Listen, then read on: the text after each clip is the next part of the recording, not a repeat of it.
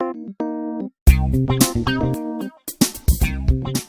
वालेकुम जी स्टूडेंट्स, मैं आपका टीचर बिलाल वेलकम करता हूँ आपको आफ्टर इफेक्ट की क्लास नंबर 24 के अंदर।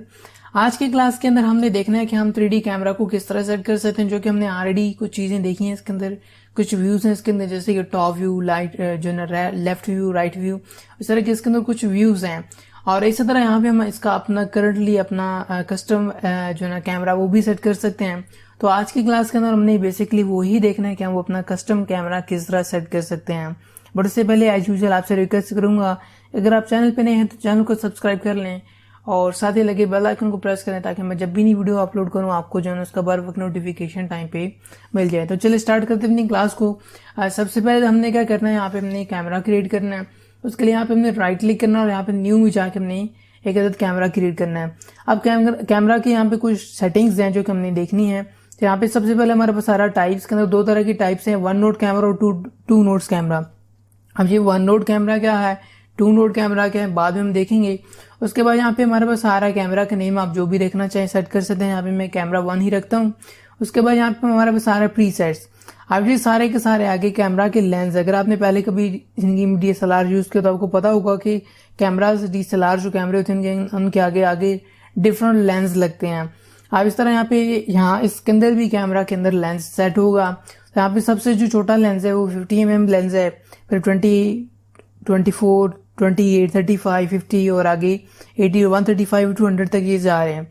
अब ये जो 15 mm लेंस है, ये बेसिकली एक वाइड एंगल लेंस है जो कि ज्यादा एरिया कवर करता है, यानी उसके अंदर ज्यादा एरिया आपको बीच में दिख जाता है वीडियो के अंदर या फोटो के अंदर।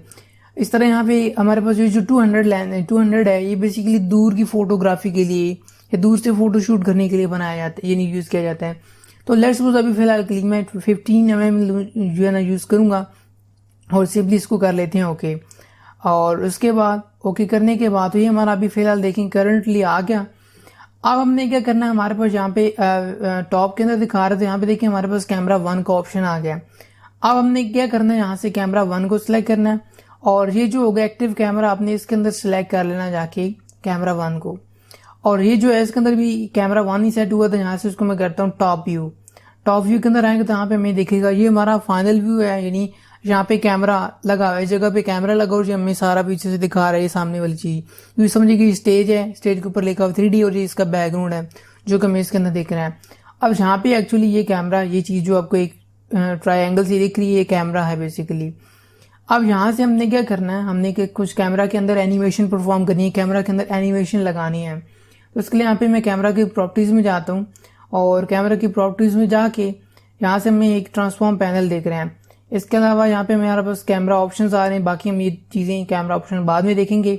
अभी फिलहाल हमें सीधा चले जाना ट्रांसफॉर्म के अंदर और ट्रांसफॉर्म के अंदर जाके हमने यहाँ से इसको इसकी जो पोजीशन है वो चेंज करनी है। बट उससे पहले ये हमारा कैमरा, इसको यहाँ पे क्लिक करेंगे तो इसकी जो ये वैल्यू आ रही है, एक्स वैल्यू, आप इसको ड्रैग करके यहाँ से ये करें। यानी अभी फिलहाल कैमरा स्टेज पे नहीं है, स्टेज पे कैमरा आएगा, ऐसे होता एनिमेट होता कैमरा उधर जाएगा। यहाँ पे हम पोजीशन और इसका जो पॉइंट ऑफ इंटरेस्ट है दोनों को सिलेक्ट कर लेते हैं, ऑन करते हैं।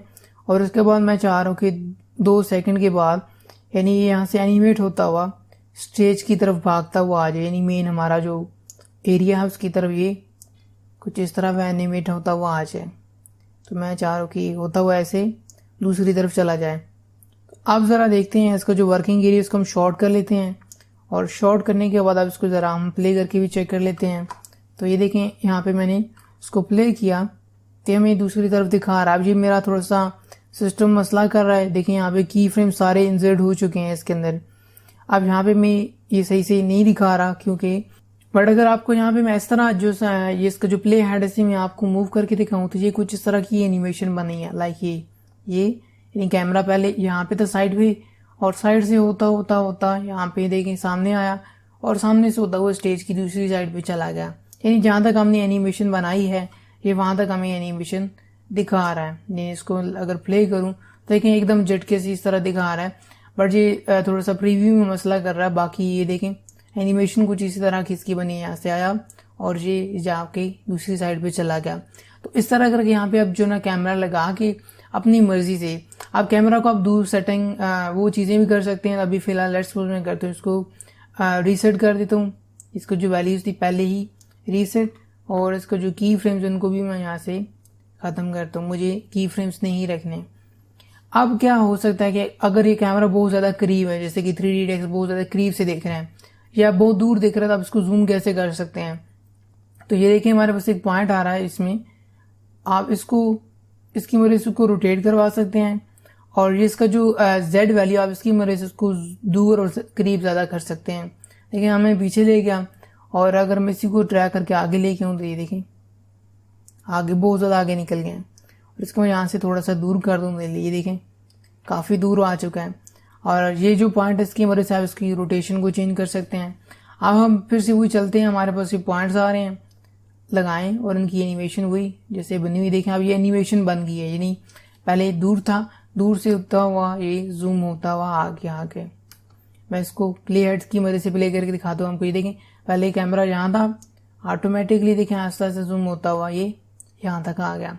तो इस तरह से यहाँ पे आप जो है ना कैमरा सेट करके उसकी जो है ना एनिमेशन अपनी हवाले से जो भी जिस हवाले से आप सेट करना चाहें आप कर सकते हैं। मैंने बेसिक्स तक आपको कॉन्सेप्ट दे दिया कि कैमरा को लगाना कैसे है, आप कैमरा की पोजीशन और ये तमाम चीज़ें आप खुद अपनी सेट करनी है। बाकी अभी इसके अंदर कुछ चीज़ें रहती हैं एनिमेशन की, इंशाल्लाह कल की क्लास के अंदर आपको बताऊंगा। आई होप कि आपको आज वाली क्लास समझ आ गई होगी। अगर कोई क्वेश्चन हो, कोई इशू, तो नीचे कमेंट करके पूछ सकते हैं। मैं आपको मिलूँ एक नई नेक्स्ट वीडियो में। तब तक अपना बहुत सारा ख्याल रखिएगा और मुझे अपनी दुआ में याद रखिएगा। अल्लाह हाफिज़।